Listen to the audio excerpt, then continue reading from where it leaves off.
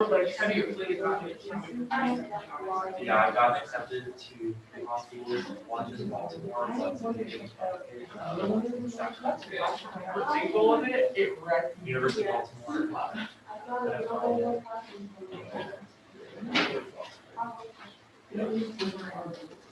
Well, once my tuition would be $30. So that's pretty good. Yeah. I mean, I still have to pay for housing and books, but I mean, compared to, yeah. I have two admissions reps today, and I asked her like, what the student just about, and she said, well, some people come to Sacramento thinking it's going to be $1. And I'm like, oh, I'm good. Yeah. Like, it's still an institution. Yeah. Like, it's really good program.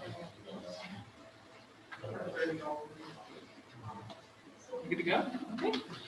Hello, everybody. Welcome. Hello. This is the first of our spring Occupy Vault lectures. We started these in the fall with our history faculty members doing these teach-ins. This sort of teach-in idea sort of has its roots in the civil rights movement back in the 50s and 60s. And so we wanted to continue that after the events of the summer, and we thought that that would be something really valuable. And after the history faculty did such an awesome job, the rest of us wanted our shot this semester. So most of these are going to be focusing on issues of social justice and that sort of thing. I'm going to be talking today about the history of suburbs, how the suburbs were created, and how race is really important to that process of how suburbs were created. I guess I should also introduce myself. I'm Dr. Jessica Gracey. Hello. I feel like I should start by sort of mentioning that this is not my main research area. I tend to actually focus my research on LGBTQ politics, and also political behavior. So mostly public opinion and why people vote the way that they do, that sort of thing. But one of my colleagues, Matt Johnson, last semester did a really good job of focusing on all the restrictions around suffrage that have existed over time. And so I thought I'd move in a sort of different direction. And as someone who grew up in the suburbs, this is something that's always fascinated me. And honestly, a lot of the history of this and the current issues surrounding this are something that's sort of hidden from us.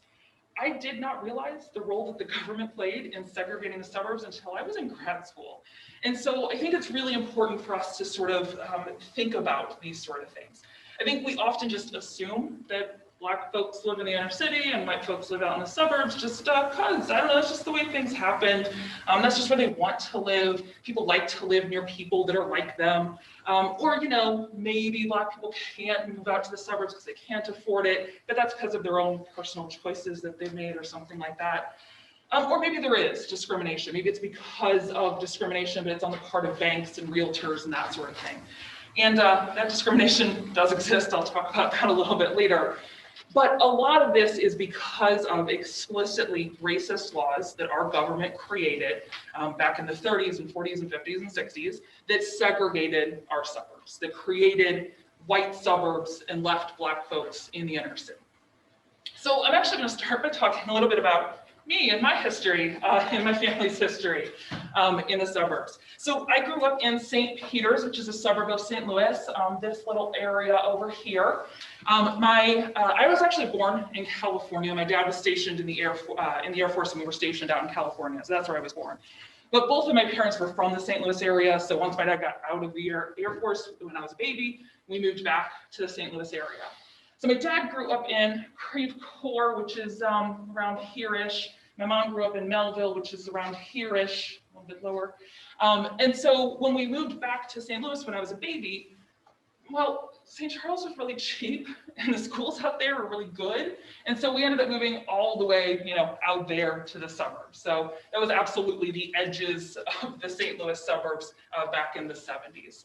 So that's where we sort of settled. I'm actually going to be talking about St. Louis a lot today, partially because that's what I know, but also because a lot of urban politics scholars really focus on St. Louis. There's a lot of really good data out there, sort of an interesting case study. So these are my grandparents. That's Jean and Lorraine, and this nerdy tall guy is my dad. He's watching. Hi, Dad. and his siblings. That's my mom's parents, Ethel and Bernard. Everyone called him Slats because of how tall he was. He was very tall, but also my grandma was very short too, so it makes him almost look taller. My mom wasn't born yet in this picture. So both Jean and Slats served in World War II, as almost everyone in their generation did. And when they got back, they bought houses out in the suburbs, like a lot of people did. And so there's a lot of reasons why suburbs sort of were created after World War II, why my grandparents were not the only people moving out to the suburbs after World War II. One of the reasons is because it just became easier and cheaper to build houses. There are advances in building technology that basically made it cheaper and faster to build homes. And so they were able to mass produce homes, and so that made it cheaper to buy those homes out in the suburbs. And another reason is because a lot of people are able to afford cars out in the suburbs. And so you could drive out in the suburbs, work in the city, and then commute back home in the evening. The highway system was built in 1956, and so that sort of made that even an easier process. You had a car, you could take this nice little easy highway route home to the suburbs. But the way the suburbs were created in the US is actually pretty different than other countries. Suburbs don't look like they do in America as they do in other countries. European cities are 3 to 4 times denser than American cities. So yeah, part of the attraction of the suburbs were these larger houses and these larger yards, getting away from the dirty city. So that was definitely part of the appeal. But there's definitely something different happening in America than in Europe. They had some of the same problems in cities, and they didn't sort of have this massive suburban sprawl. So the main reason that we see so much sprawl in American cities is because government policies promoted it. So one of the key things that contributed to the expansion of the suburbs was better financing for mortgages. In 1934, the Federal Housing Administration was created, and they began insuring home loans. And then in 1944, the Veterans Administration was able to do the same thing for returning veterans. So before this, it was pretty cost prohibitive to buy a house. Most middle-class families could not afford to own their own home. You generally had to put 50% down for a home loan. You had to pay it off in a 5 to 7 year term. And that 5 to 7 year term, those payments that you made only covered interest. So after 5 to 7 years, you had to pay the other 50%, which obviously would be difficult, or you had to get a whole new loan that had the same terms, essentially. And so that made it very difficult for really anyone but the very wealthy to own a home. So that changed, though, with the FHA. The FHA insured 80% of the value of a property. So that meant that banks were willing to offer mortgages that were a lot riskier than they previously would have allowed. So this allowed the purchaser to put 20% down. The VA allowed vets to put 0% down, pay it off over 20 to 30 years. And these new mortgages were amortized, which meant that you didn't just pay off the interest, you paid off the principal over 20 to 30 years. So after 30 years, you owned your home. So it made it a lot more reasonable for middle-class families to own their homes. And so this is what made it possible for my grandparents to buy a home. These nice VA-insured loans that made it a lot easier for middle-class families to buy homes. But of course, these FHA and VA loans were not available to all families. From 1934 to 1968, 98% of home loans were given to white families. In the St. Louis metro area in the 1960s, 3% of FHA loans went to Black buyers, and then for St. Louis County, less than 1% of FHA loans went to Black buyers. Because the FHA didn't want to insure home loans that they considered too risky. And they considered Black neighborhoods too risky, and they considered racially mixed neighborhoods too risky. And when I say racially mixed, I mean one Black family. Everyone in the neighborhood had to be white for them to insure a home loan. So everything had to be occupied by a white family if they were going to insure a home loan. And they made sure that there weren't Black neighborhoods too close by that could, infest that neighborhood. So this was actually included in the FHA underwriting manual. If a neighborhood is to retain stability, it is necessary that properties shall continue to be occupied by the same social and racial classes. A change in social or racial occupancy generally leads to instability and a reduction in values. So the FHA very much preferred to give home loans to white neighborhoods. And so they also preferred to give loans for new homes rather than for existing homes. So that's part of why we see white families moving out to the suburbs rather than just buying a house in the city. The FHA heavily preferred new construction out in the suburbs. And so that's what encouraged white folks to move out of cities. If it's easier and cheaper to get a loan in the suburbs, well, yeah, I'm gonna get a loan in the suburbs.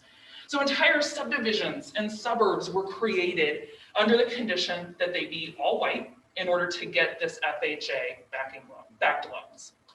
And it wasn't just that they didn't want integrated suburbs. So the FHA very clearly did not want integrated suburbs, but they also wouldn't allow financing for Black neighborhoods either. So if the neighborhoods were all Black, they still wouldn't allow financing.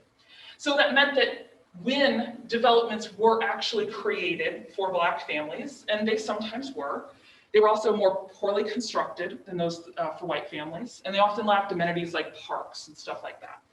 And so, and of course, if Black families actually wanted to move into these Black neighborhoods, they couldn't get these FHA-backed loans, and so that meant that they had to basically rent, right?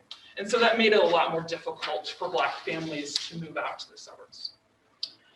A government agency called the Homeowners Loan Corporation was responsible for helping the FHA determine how risky financing in certain neighborhoods was.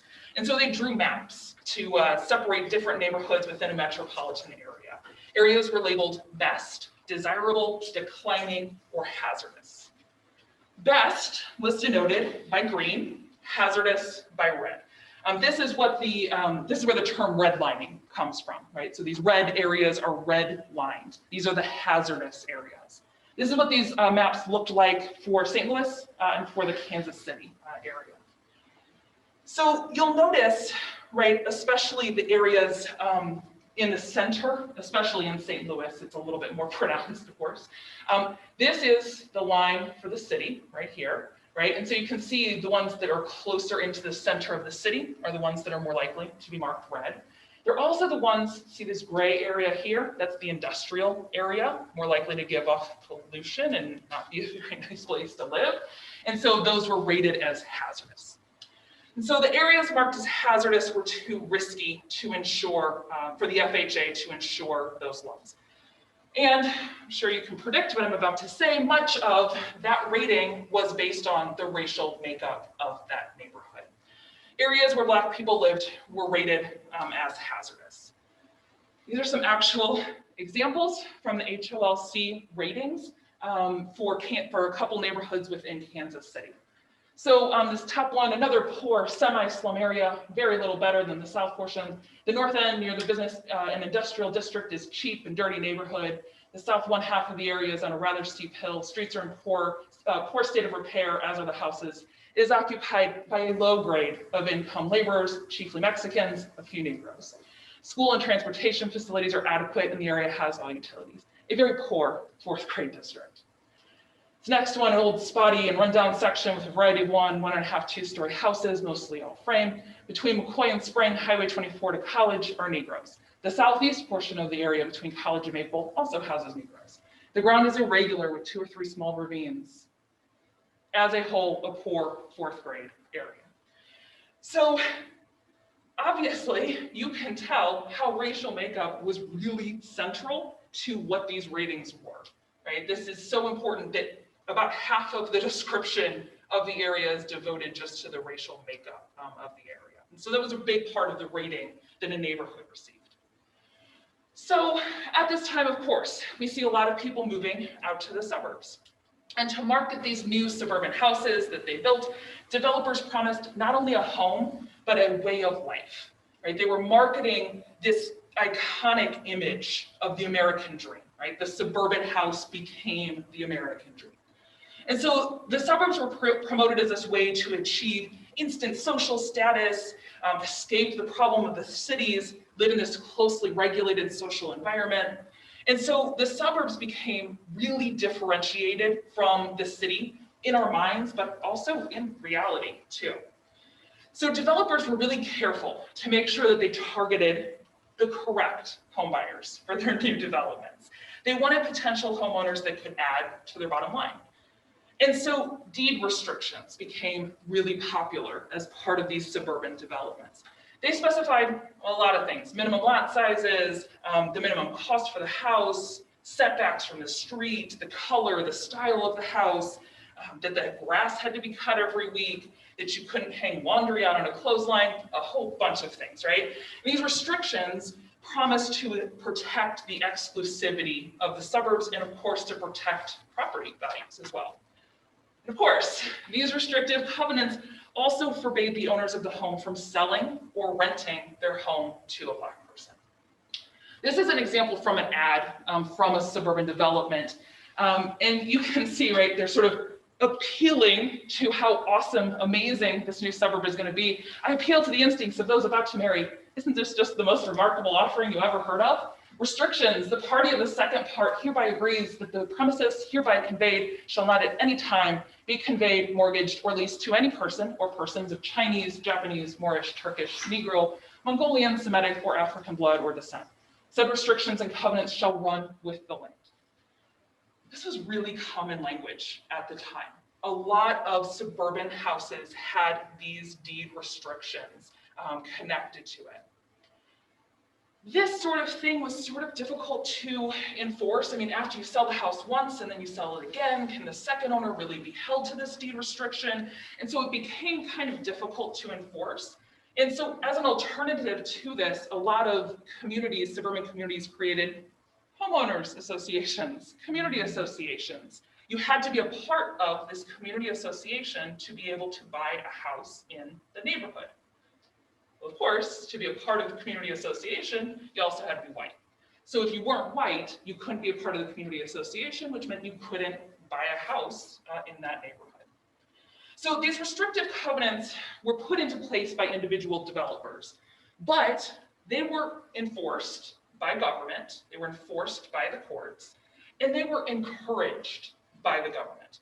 The FHA considered communities that had these restrictive covenants as less risky. And so that meant it was easier for them to get those FHA insured loans.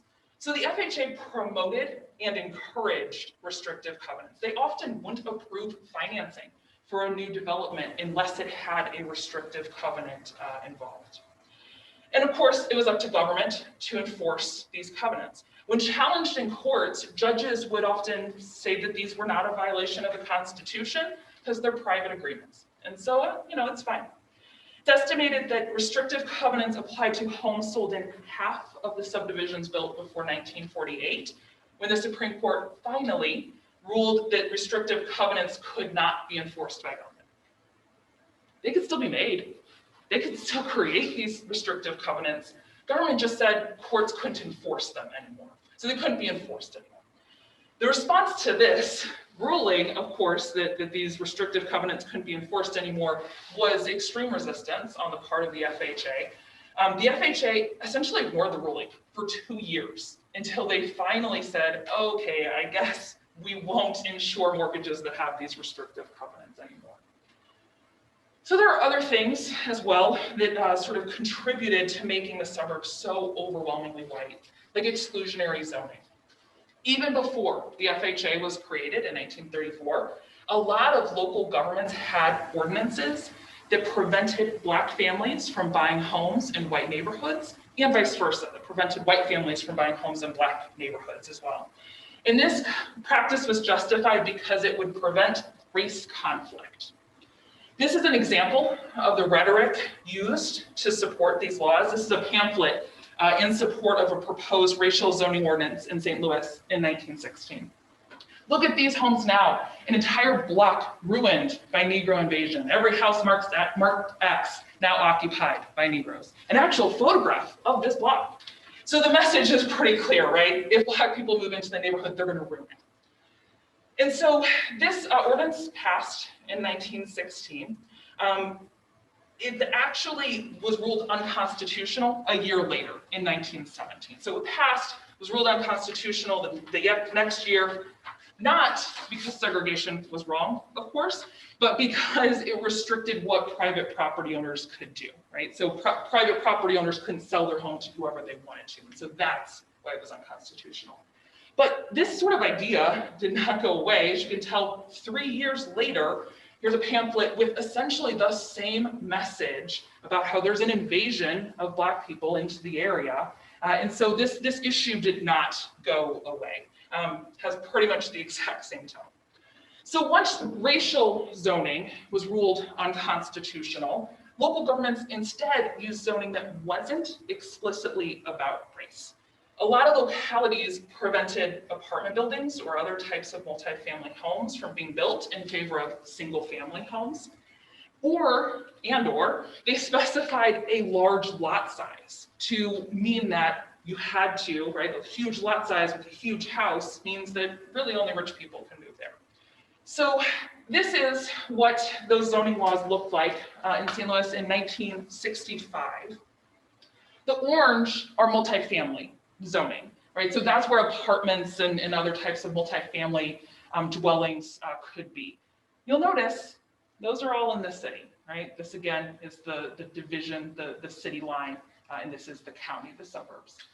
The lighter the yellow, the larger the lot size zone restriction was. And so you see the sort of lighter yellow, the farther out you go in the suburbs for St. Louis. So, of course, these zoning laws are not explicitly about race, right?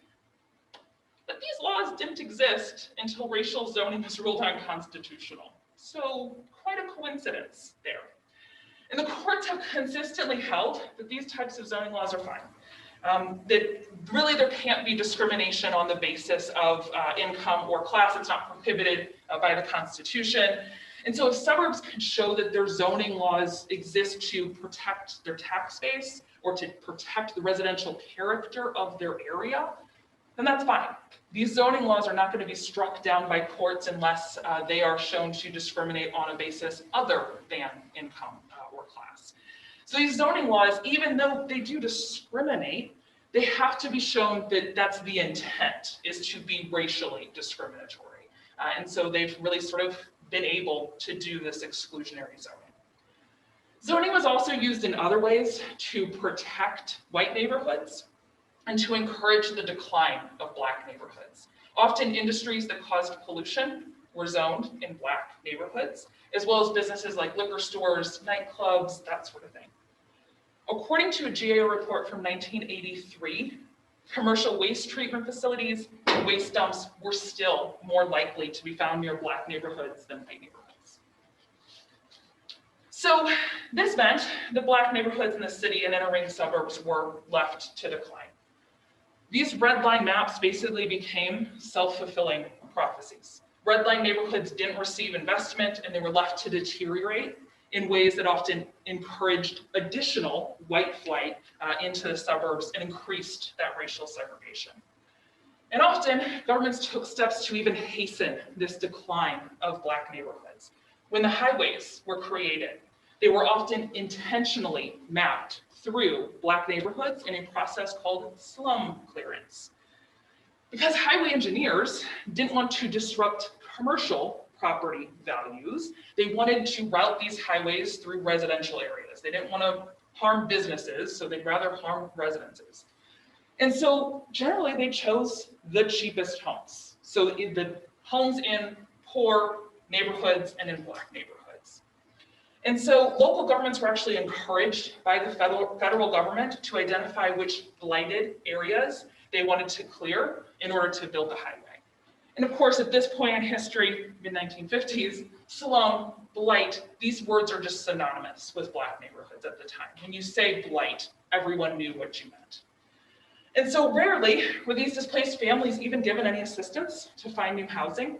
When the highway program was first created, they were not required to assist displaced families with finding new houses, new housing at all. And so the government really got the toe. Finally, in 1965, the government required housing assistance for people whose homes were destroyed by the highway program. But by then, most of the interstate program was already built, and so it was sort of a moot point. In St. Louis, the Black community of Pleasant View was destroyed to build Interstate 55. Black families on the Hill were displaced to build Interstate 44. The Black communities of Robertson and Kinloch were taken for airport expansion.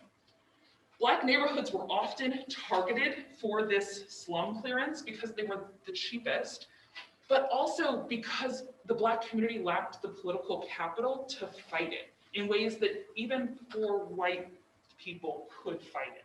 And so that's why we often see these Black neighborhoods being destroyed. Sometimes when a Black family dared to try to move into a white neighborhood, government would prevent it with any means possible.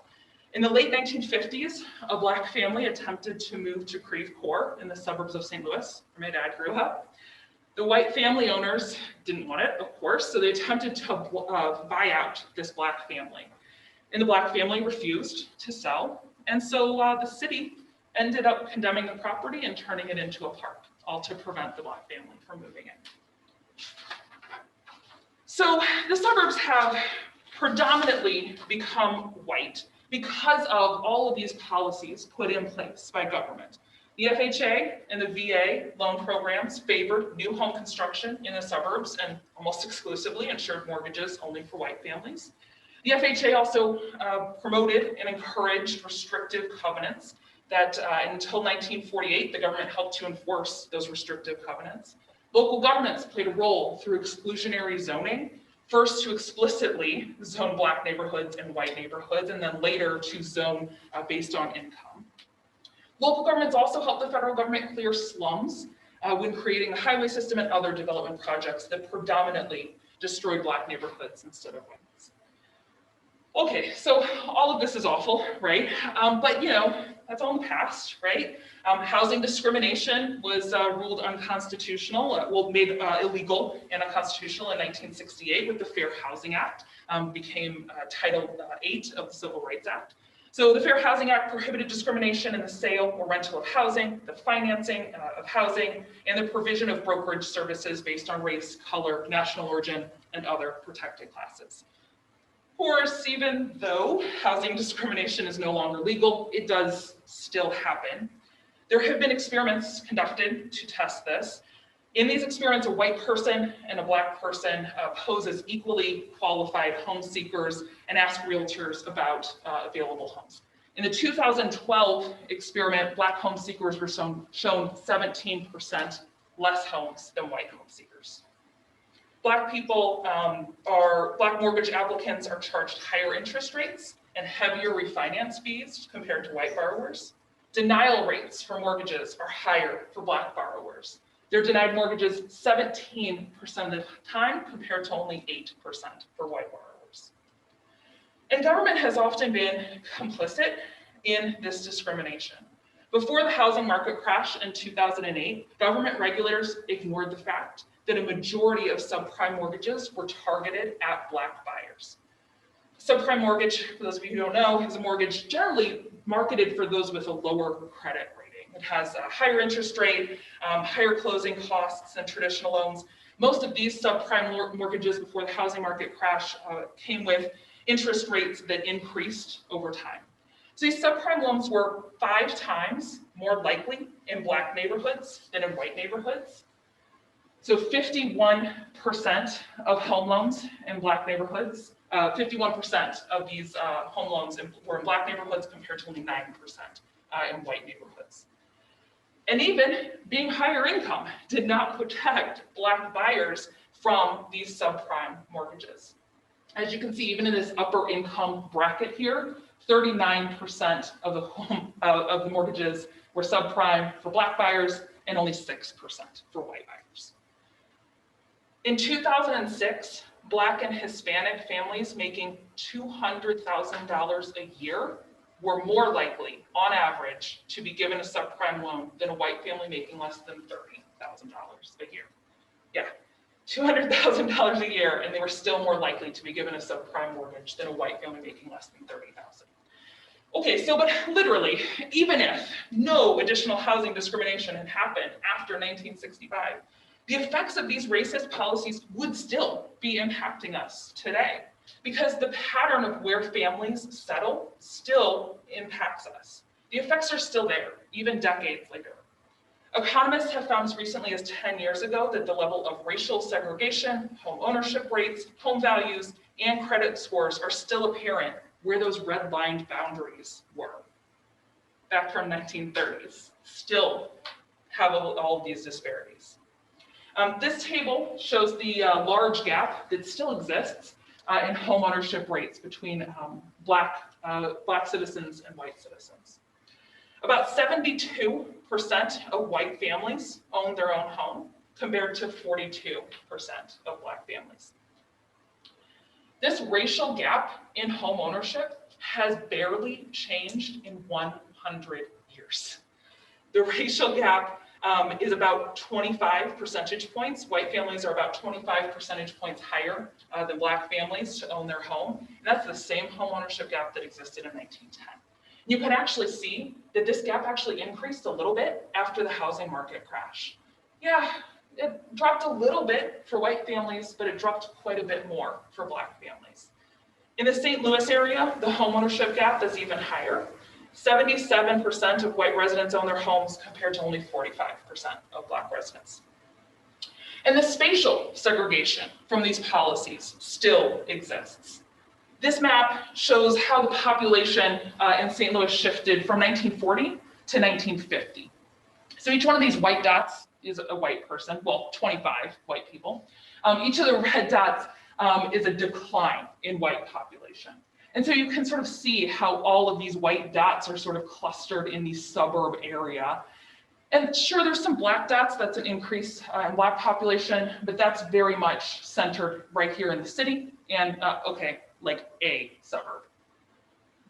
This is what that looked like from 1950 to 1960. Again, same sort of legend here. White dot is an increase in white population. Red dots are decrease in white population. And so you can see lots of white out in the suburbs, out in the St. Louis County, and lots of red in the St. Louis City area, as white families moved out of St. Louis City and into the suburbs. Not a whole lot of Black or blue dots on this map, because not a lot of Black people were moving, and when they were moving to very similar neighborhoods. So we don't really see a difference much in that population. And this is what it looked like from 1960 to 1970. So again, we still see lots of white dots out in the county, lots of red dots in the city, and we start to see a lot more Black dots. So we see a lot more Black folks moving out into the suburbs. But you'll notice that they're moving into the inner ring suburbs. That's what we call these suburbs that are sort of right on the boundary of the city. And so we'll talk a little bit more about inner ring suburbs in just a minute. So we can see that, yes, they are finally sort of moving out to the suburbs, but not very far into the suburbs. So the Fair Housing Act in 1968 meant that Black people could finally move out to the suburbs. Between 1970 and 1980, the number of Black people who lived in the suburbs grew by almost 50%.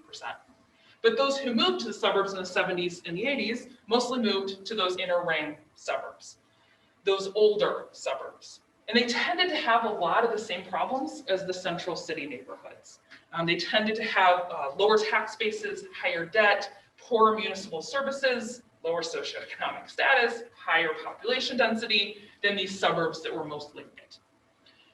So this is what racial segregation looked like in St. Louis in 1940. So the Black neighborhoods are the ones with over 90% of the population Black.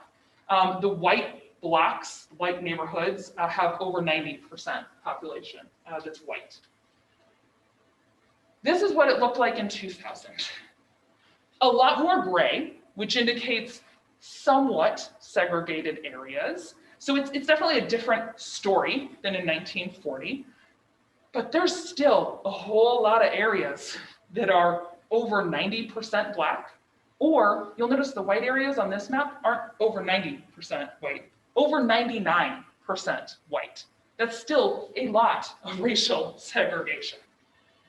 So there's still a lot of racial segregation that exists. And this is what the 2010 census maps looked like for Kansas City and for St. Louis. So each dot here is 25 residents. The red dots are white residents, blue are Black residents, and orange are Hispanic.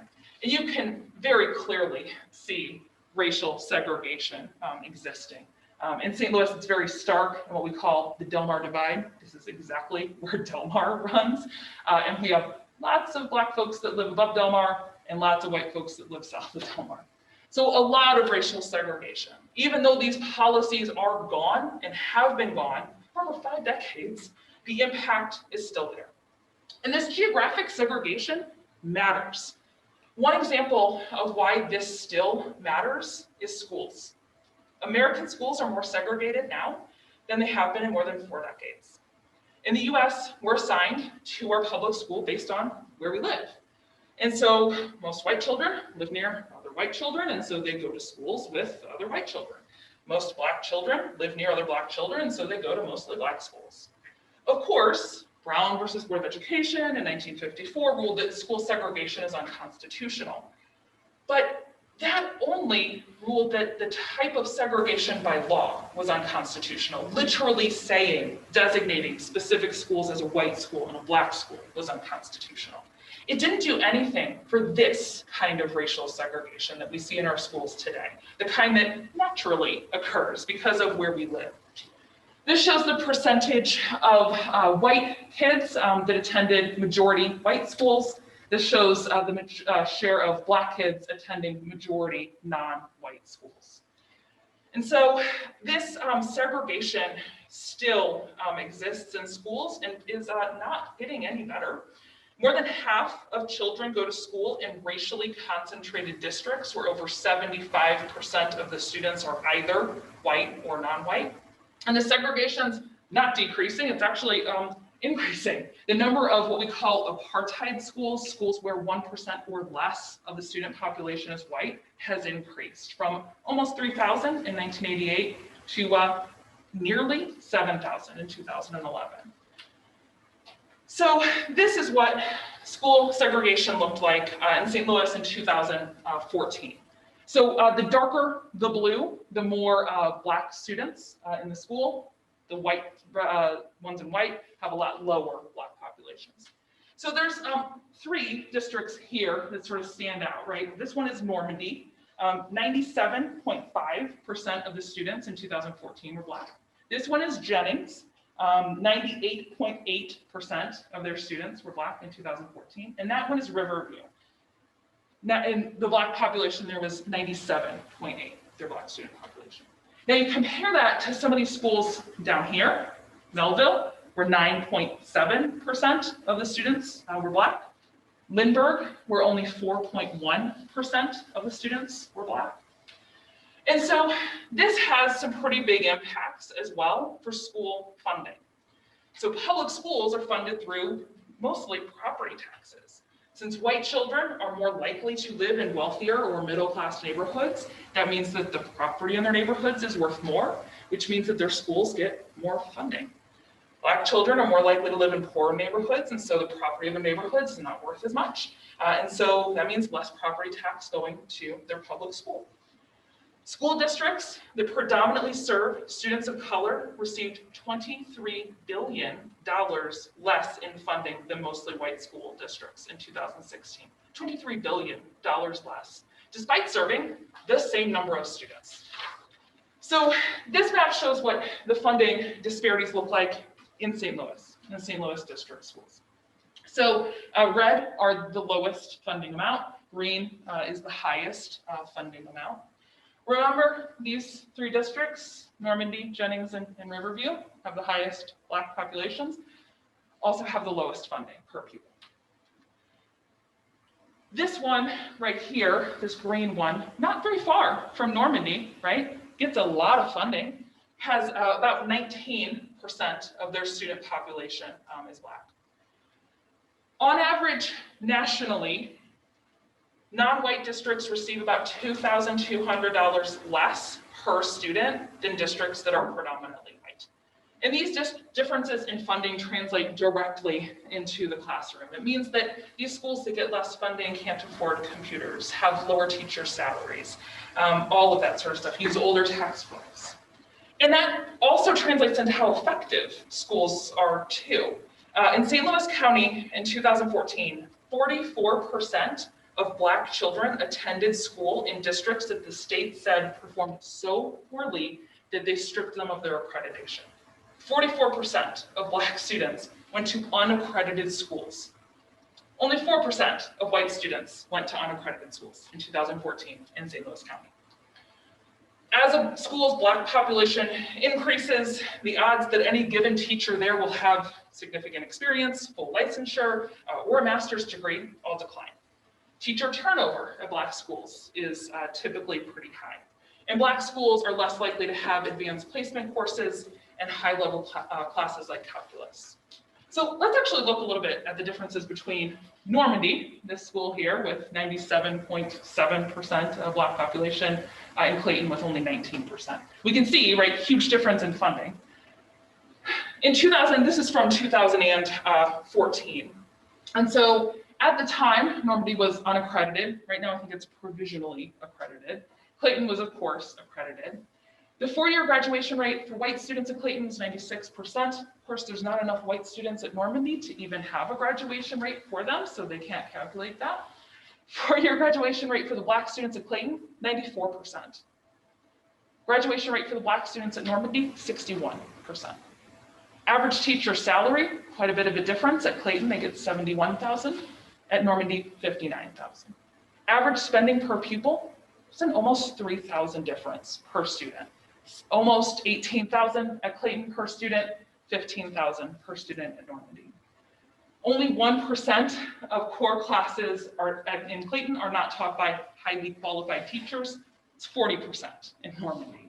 And so the ACT score in Clayton on average is almost 26, which is quite a bit higher than the national average of 21. In Normandy, it's quite a bit lower at 16. So this, of course, this funding has impacts. And sometimes attempts are made to sort of even the playing field, like busing, but that often faces massive backlash from white parents. In 1983, St. Louis began an inter-district desegregation program, busing students from different districts. But it didn't last very long. In 1999, the program was made voluntary, and so school districts dropped out, which meant there were less open spots for students to go to those suburban schools. In 2013, Normandy, this one we've been talking about, lost their state accreditation. So that meant that students should be allowed to go to nearby accredited schools. And so the law was challenged, of course, by the neighboring suburban districts, but it was upheld. Normandy decided that they would provide transportation for students to go to Francis Howell District in St. Charles County, which is the district right next to the one that I went to school in. 85% of Francis Howell students were white. The Francis Howell parents pushed back hard against these Normandy students being able to go to school with their children. I actually have a very short clip of some of the anger from parents at a meeting in Francis Howell about this decision. I deserve to not have to worry about my children getting fat or taking a drug or getting robbed, because that's the issue. I am totally appalled that we have now gone back to 1954. We don't want this here at Francis Howell. I grew up with it. I'm not going to have it for my son.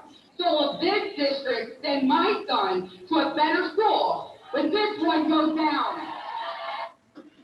So in political science, we call that dog whistle politics, right? They're not specifically saying that they don't want Black kids at school with their white kids, but everything that they're saying is designed to make you think about race. So even though they protested, Normandy students still did end up going to these nearby districts. About 1,000 ended up going to nearby districts, including 400 that ended up at Francis Howell. And despite the fears of parents, overall, for most of the districts, no test scores dropped on average, and things were, fine. Another impact beyond schools of these segregated suburbs is the wealth gap.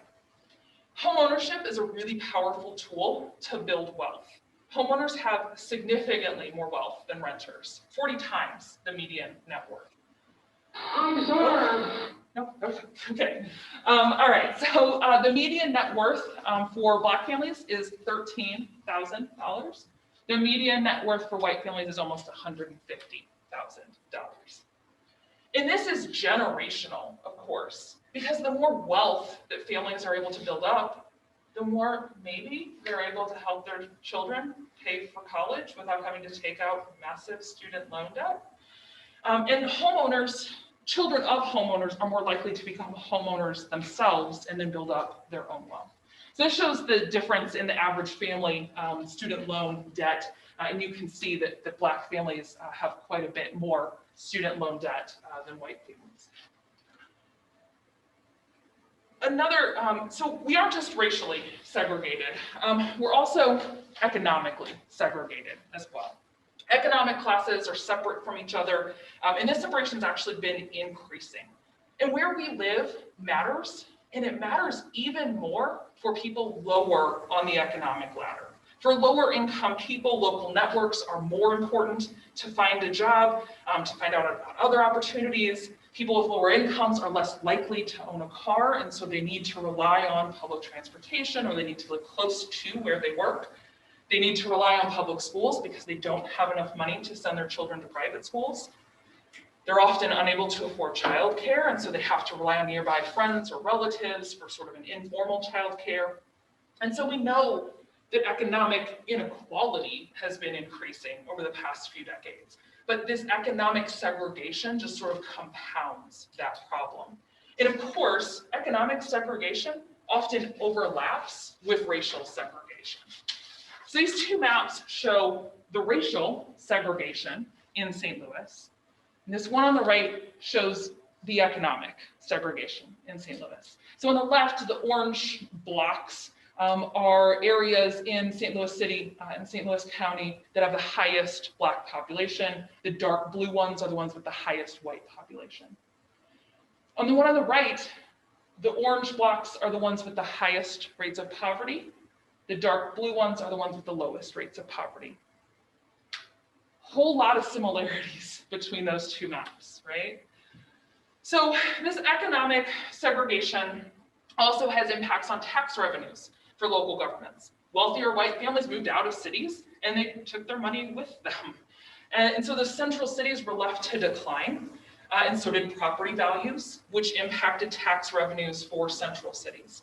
And that impact differed from city to city. Some central cities were really effective at annexing their suburbs. So as people moved away, they basically just folded those suburbs into the city. St. Louis has always been an outlier on this. St. Louis, because of this weird agreement that St. Louis City and St. Louis County made called the Great Divorce back in 1876, the boundaries of St. Louis City are set and cannot change. The Great Divorce separated St. Louis City and St. Louis County, so St. Louis City is not technically part of St. Louis County, it's its own county. And so the Great Divorce actually looked like a really great deal for the city of St. Louis. They didn't have to deal with the county government anymore, they weren't under their control, and they increased their land from 18 square miles to 61 square miles, which seemed like, a bunch of land in 1876. But it also meant that that territory was fixed. And so while other central cities and other metropolitan areas were able to annex their suburbs as people move farther and farther out, St. Louis couldn't. And so this decline in tax revenue has been an issue and is an issue for a lot of central cities and a lot of metropolitan areas, but it's more pronounced in St. Louis. This shows the fiscal capacity for the different areas within the St. Louis region.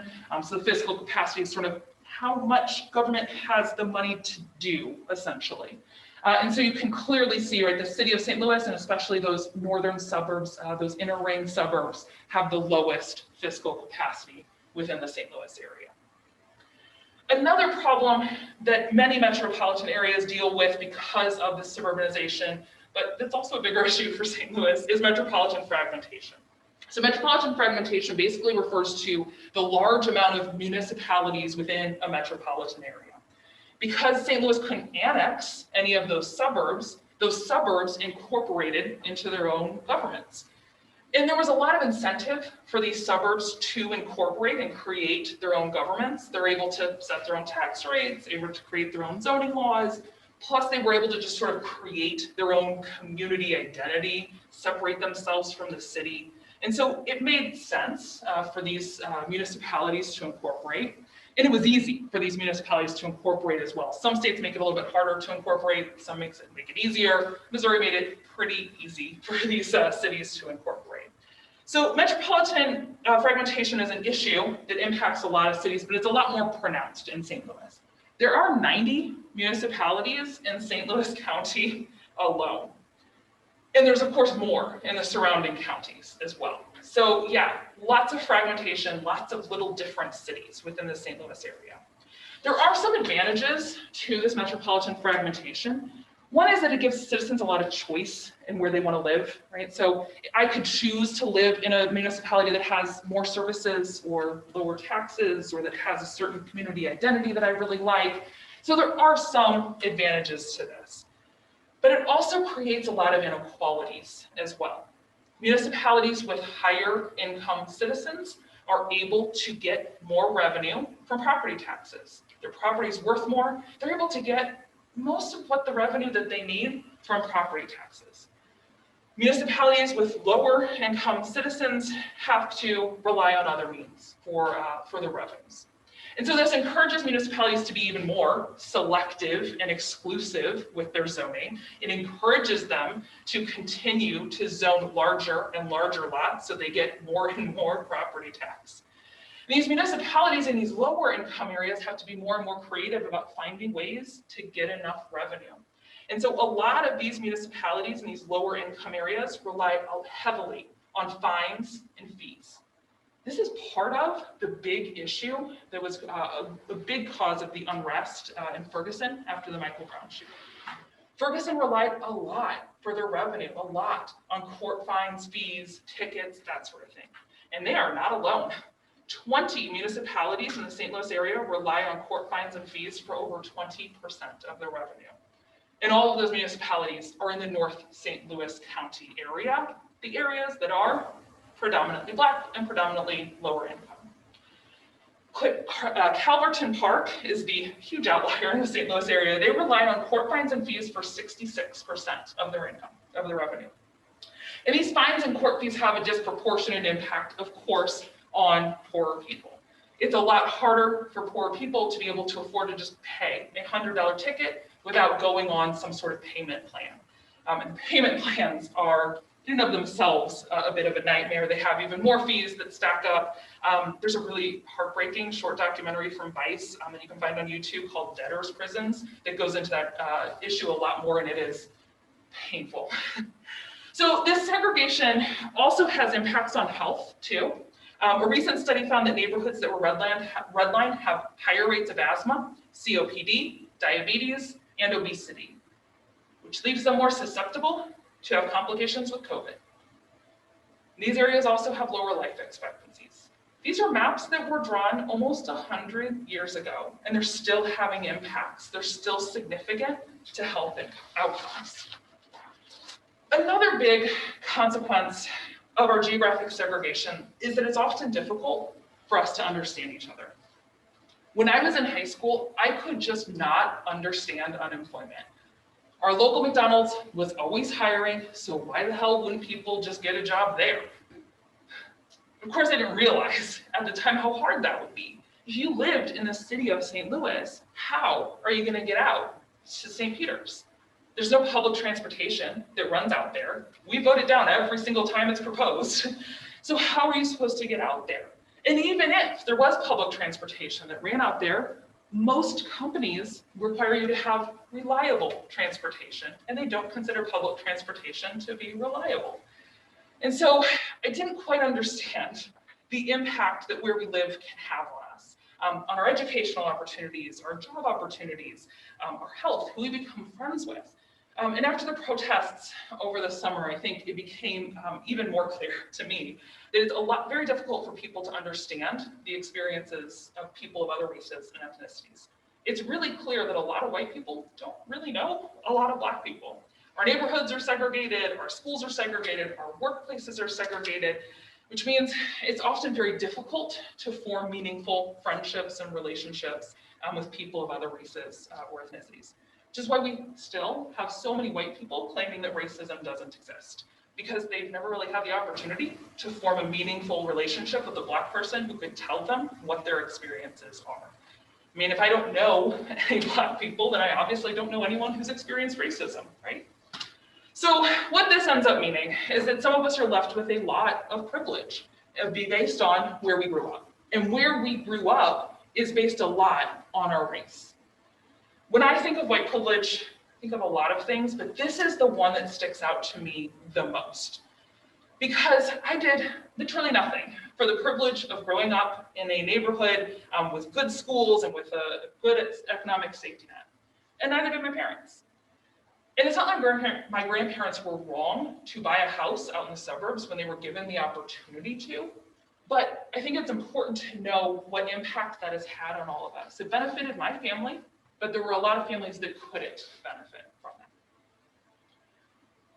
Any questions? I have one. Yeah. If you were to take a map of our gerrymandered districts and lay it on the red line districts, what would be the relationship between the gerrymandered and all of this? It's a good question. So when state legislatures gerrymander, sometimes they do it to try to pack all the Democrats and all the Republicans into the same district. Sometimes they try to spread them out. I think in Missouri we'd probably see quite a bit of overlap with that, absolutely. I just know from at least the St. Louis area, I know the suburbs where I grew up is in a different district than the city, of course. Yeah, so I think probably a lot. But I think it would vary depending on state to state, because each state draws their own, because of course things have to be confusing. Yes. And oddly shaped apparently. Right. Yeah, you mentioned earlier a little bit about like liquor stores and like clubs are more likely to be found in predominantly Black neighborhoods or areas of cities. Yeah. Did you find any correlation, I guess, going off that with like food deserts and grocery stores going into that as well? Yeah, so I started to get into the food desert issue, but then I had so much that I didn't quite get into it. And from what I can tell, food deserts are really complicated because it doesn't quite track as much with race as we would think it would. A lot of food deserts are actually in more rural areas where you have to drive so far to get to the nearest grocery store. And so they absolutely exist in urban areas too, but it's complicated. Okay. It's not as clear cut as some of this other stuff. So yeah, good question. How much, like, when you're researching this, did like the preschool to prison pipeline as well come up whenever you were mapping this out? Because it's very similar. Very similar, yeah. So I didn't sort of look at that information, but I do know that Black schools are a lot more likely to have police officers, school resource officers in their school, which of course absolutely contributes to that school to prison pipeline, absolutely. But yeah, I didn't find any good fun statistics or maps to sort of illustrate that. But yeah, that absolutely is true. Yeah. Yeah. Two questions. The first question, when you were talking about schools and particularly like school funding, you mentioned that the primarily white schools were like more funded, and I don't know if I missed it or not, was that state funding or federal funding? I think it's all funding sources. So I think it's not just federal funding, but it's also state funding, but it's also the property tax funding. So a lot of this funding that schools get is from their local property tax, from their local district. The state contributes some, the national government contributes a bit, but most of it is local. And so I think that that's what that statistic was. And then my second question was, when you were talking about busing kids to like different schools when that particular district or school had lost accreditation. Yeah. Was that like optional, or did the kids have to have like a certain grade point average in order to like come there? Because I know certain styles of programs like that require students to have like a certain GPA or to meet certain standards in order to like have the privilege to go to the school. Right.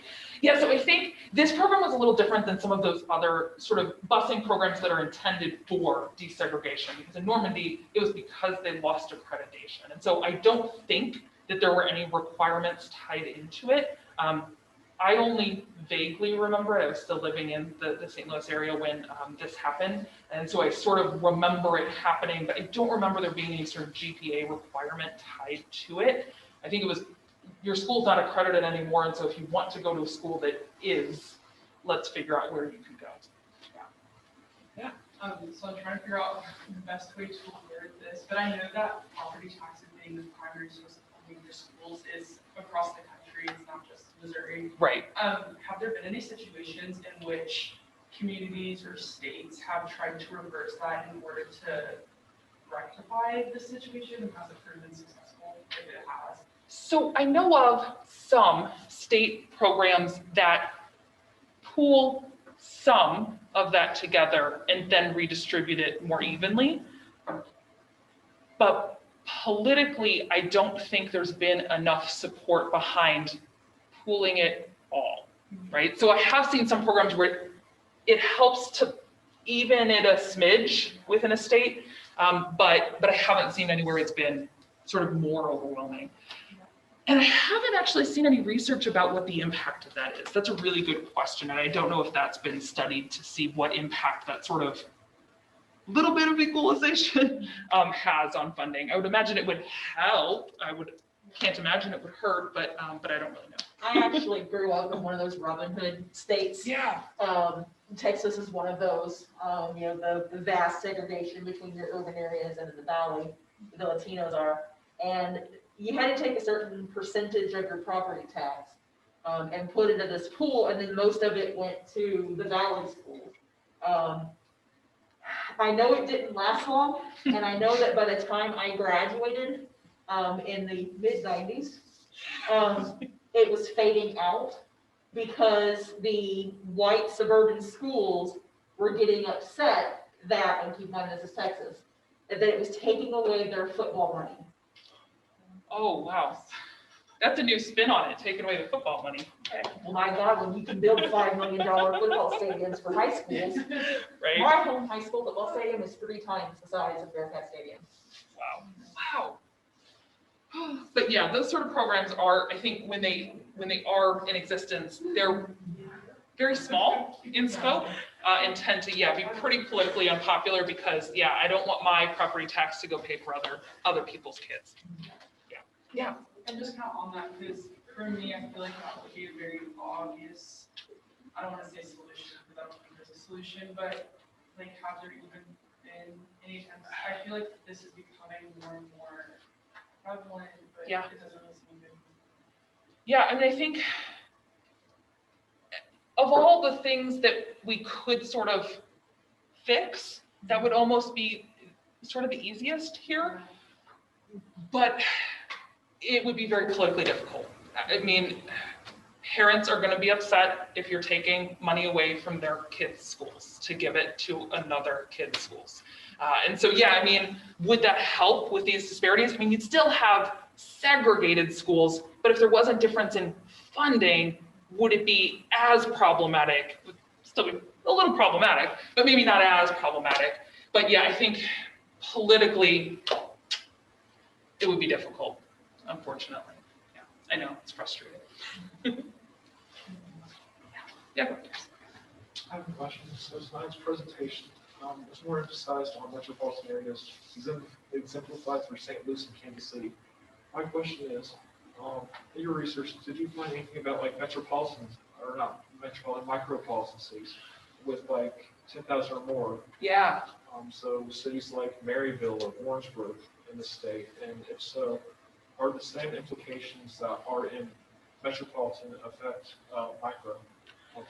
It's a really good question. So I did actually, when I was looking through some of the redlined maps, I actually found the redlining map for St. Joseph, which was pretty interesting. And so that was kind of interesting. I was like, oh, okay. So, but I don't know if the effects were quite as pronounced in smaller areas as they were in these larger metropolitan areas.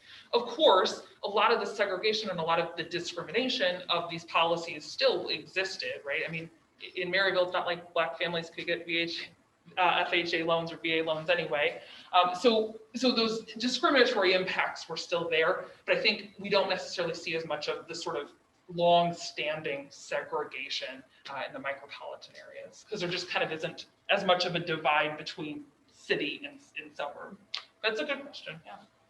Yeah. So is the greater St. Louis area, is there, you clearly showed the racial divide in terms of geographic location, but when you parse out that poverty divide, where, or perhaps when, do you see the low-income white population that we tend to see in, say, mobile homes? Right. And those sorts of things? I mean, are they aligning in some of those districts that aren't getting the funding as well, or are they still grouped in with our more middle-class, upper-income?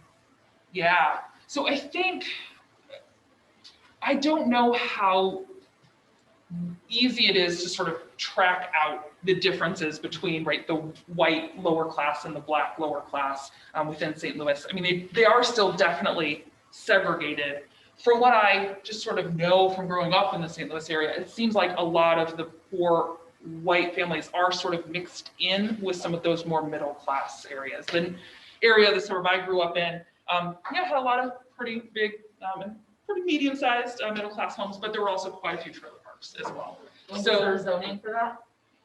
I think old zoning. There were old trailer parks. I think just now they're not allowed, but new ones are not allowed. But yeah, I'm just thinking about where I grew up in the Right. suburban Houston area, and there was zoning for trailer parks, interesting. for mobile homes and prefab and all of that. So Yeah. So yeah, I don't know, but that's a good question. They don't live in the same areas, I think, as the poor Black families in St. Louis. There's a question from Facebook. Any thoughts about the utility of vouchers? That's Bronson, by the way.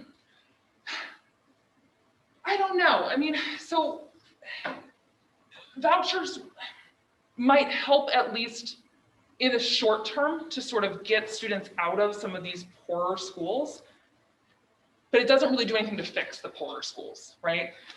So, I mean, I think it's a short-term solution to, I think, something that ideally we want to think more long-term about.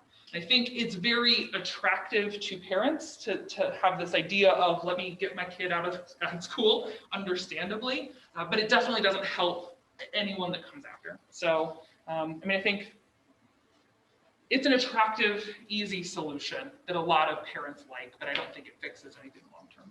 Band-Aid on a bullet wound. Yeah, pretty much. Yeah. I know you talked about how St. Louis wasn't able to pull a lot of those suburbs back into itself. Yeah. And being from Kansas City, they were able to do that. It's like the greater Kansas City area is pretty big. Right. Right. Really big. Yeah. It's literally geographically the largest city in the nation. Yeah. Yeah, like I lived Wow. almost Isn't that 25 minutes from the city, and was still like my address was Kansas right, City. Kansas City. Like you lived in Yeah. Kansas City. Did you notice like any like distinct differences from those two styles of like city planning? Yeah, I mean, I think St. Louis has recently in past decades tried to sort of make nice with the county and maybe, hey, let's come together and create a big regional government. And the county's just not having it. So I think St. Louis City definitely realizes that they've made a mistake back in the late 1800s. And so I think when you look at a whole bunch of different metropolitan areas, St. Louis is absolutely the outlier in that they were not able to sort of grab up those suburban areas, which has definitely harmed the city of St. Louis a lot more than other metropolitan areas. That's one reason why urban politics scholars love to look at St. Louis, because it's so weird. So yeah, I mean, I think it definitely had an impact. There's a lot of differences that we see in St. Louis from other metropolitan areas. I mean, a lot of these problems still exist in other cities as well. It just tends to be a little more muted in those cities than in St. Louis. Any other questions? I have one last one. Yeah, I have lots of so many questions. Yes, I can't help it. So I don't know if this is happening in St. Louis, but I know that it's a movement that's really started to gain some traction since 2000, and that's the sort of re-gentrification of downtown areas. Yeah. So, like building them up so that whites can move back in, which the theory is that'll push Black populations out, and we're just going to be in this vicious cycle. Right. Is that sort of thing happening in the Loop? You know what? I have not heard of much gentrification happening in St. Louis. I'm sure there are pockets where it happens, but it tends to be the pockets where there were a lot of white families still anyway within the city. So there's certain St. Louis is a very weird city. It's a city of neighborhoods, basically. And so like the Central West End, Dogtown still has a lot of white population, but those tend to be the ones in the south part of the city. The south part of the city still tends to be pretty integrated, somewhat white, and the north part of the city is not integrated at all. And so I haven't really heard much about any attempts at integration in the north part of the city or in North County either. It's a big deal in Houston, which of course is bizarre because it doesn't have zoning laws. There's literally a pasture with longhorns in downtown Houston next to skyscrapers.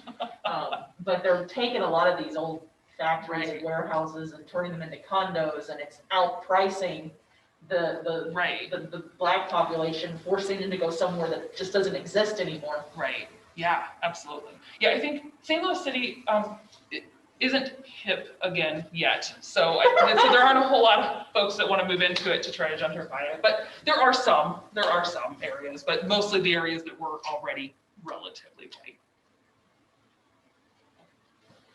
Any other questions?